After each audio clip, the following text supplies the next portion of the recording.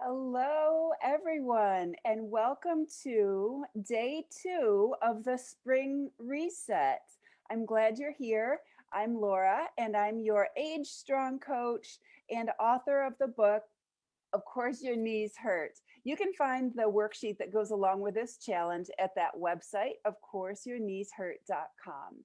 Now, as you know, I'm a big fan of taking charge. So I'm so proud of you for taking charge of your spring reset with me over the next 4 days. And tonight, what we're going to dig into is two more measurements to help you do some detective work about where you might need to focus your efforts as you reset your program or your workout or even just your mindset about what improvements you want to make with your health over the next few months. So let's get started. The great thing about a reset like this is that it is an opportunity to kind of get excited again or refresh what's not working or gain a little momentum or excitement about what can sometimes be kind of a dreary doldrum attempt at exercise. It's also a great time to really reflect on where you've been for the last 3 months. What's been going on with your health? What's been going on with your habits? And what's been going right with both of those things? Because sometimes a reset doesn't need to be a complete makeover. It just needs to make sure that we're filling in the blanks and leaving no stone left unturned when it comes to a really well rounded health and fitness plan.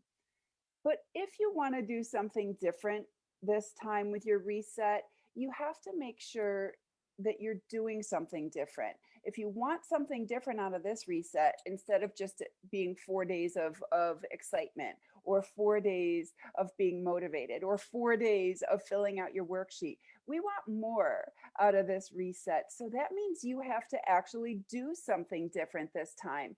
And instead of just getting excited for this brief period, I want you to take action. So that's why the worksheet that I provided has a special column for your action steps. Because even though we're getting great information with these measurements, remember that measurements without action is just simply data. What we really want here is a reset and a refresh and a recommitment to all of the things that are going to help you age well, avoiding disease, and living your life and your identity to their fullest. So this time, we aren't just going to take a bunch of numbers and get excited for 3 or 4 days or even 21 days. We're going to carry these habits with us for the rest of our life because we're going to keep checking in on those numbers and taking action. So motivation for a reset is great, but as you know, that wanes, that definitely ebbs and flows depending on the weather and depending on what's going on in your life. A lot of times we get motivated for a reset because warm weather is coming and we want to look great in our spring and summer wardrobe, or we're taking a vacation and we want to look great and feel great for that.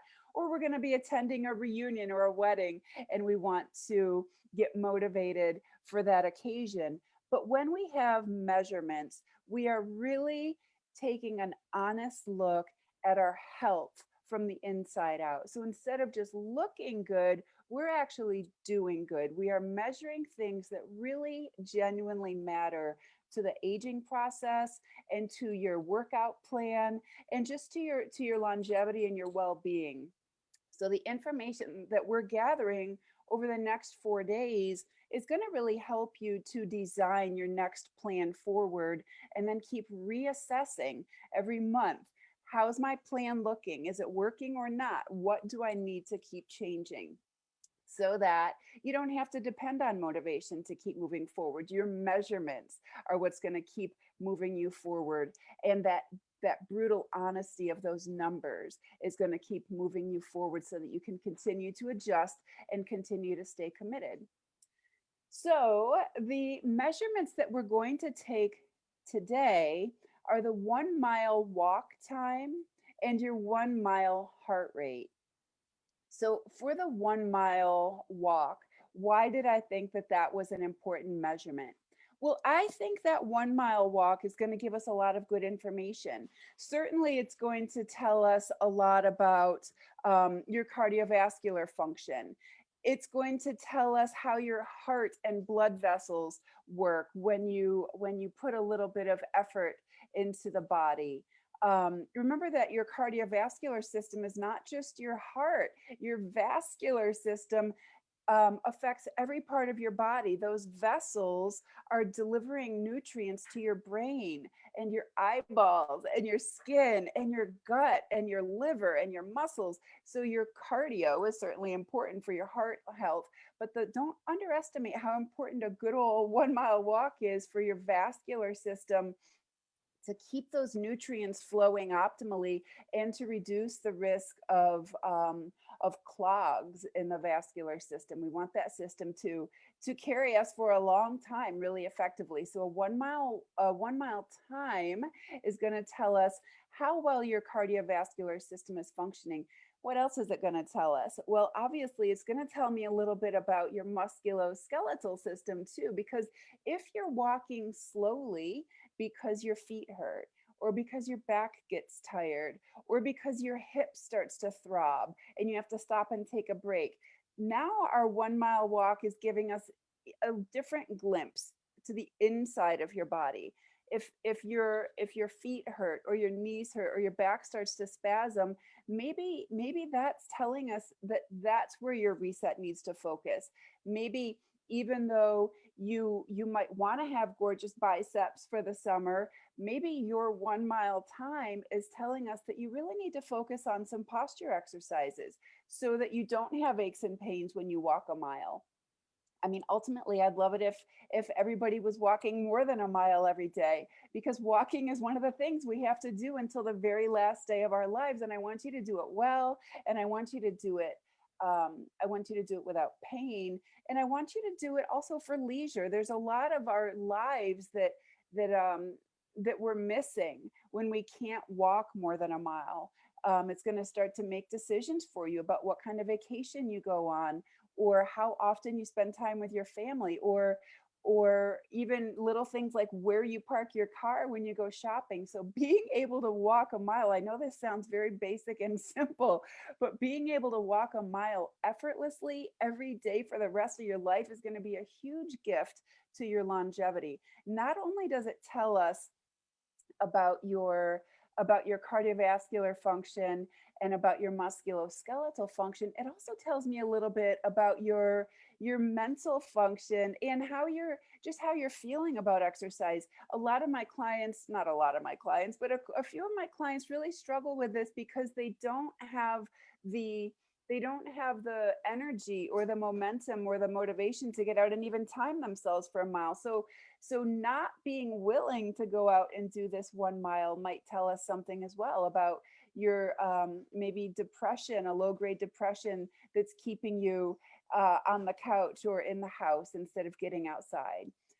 The other great thing about being able to walk a mile is the mental health aspect of it. There's numerous scientific reports that support this. When you're outside walking in nature, we release so many happy hormones. We also release hormones that reduce your hunger. So, being outside for 1 mile a day, or 2 miles, or 3 miles, or 5 miles, whatever that number is for you, is going to do so much for your health. Again, cardiovascular function, musculoskeletal function, mental health, and balancing your stress hormone and your hunger hormone.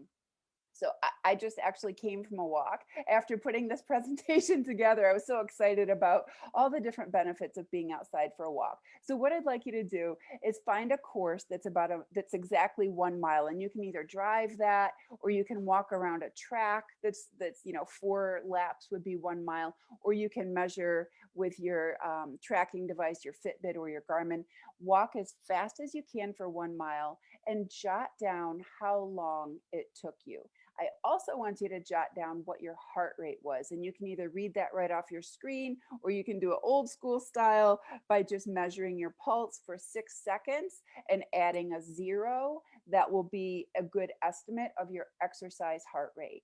So I want to know exactly how long it took you to walk that mile and what your heart rate was during those last 10 seconds or 6 seconds of the walk.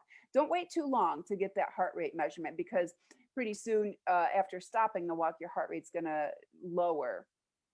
And as you keep practicing this month after month after month, and as you keep testing yourself, if you're doing the right exercise program and you have reset in a way that's addressing your cardiovascular function, either your 1 mile time should get faster or your 1 mile heart rate should be lower. That's your body adapting to this type of exercise. If month after month after month that you're measuring this, you're getting slower and slower and slower, that's telling us something. That's telling us that we may need to take a closer look. You and your doctor probably need to take a closer look at your cardiovascular function, or you and I need to take a closer look at your musculoskeletal function and figure out what's making you walk slowly.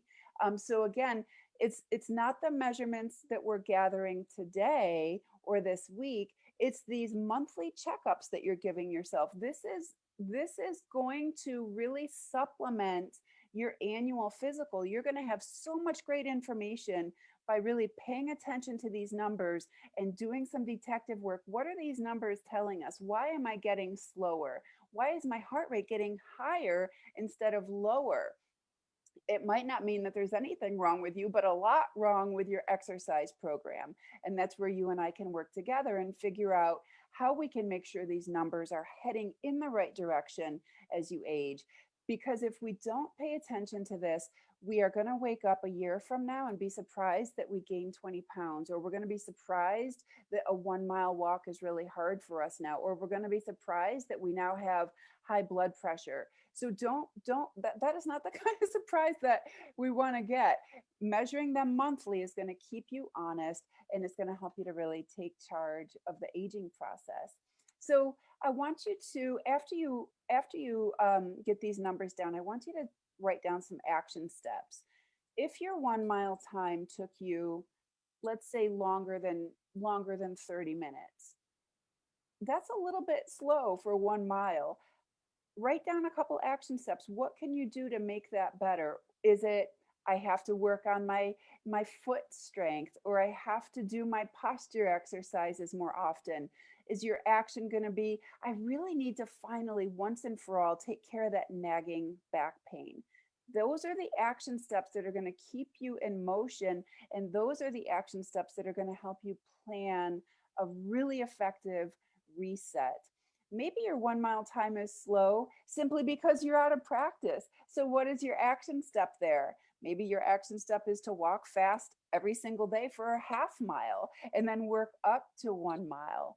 Okay, so knowing the numbers is one thing. Measuring them every month is going to be an amazing thing, but really taking action means that you're really taking charge and not having to keep resetting yourself over and over and over again.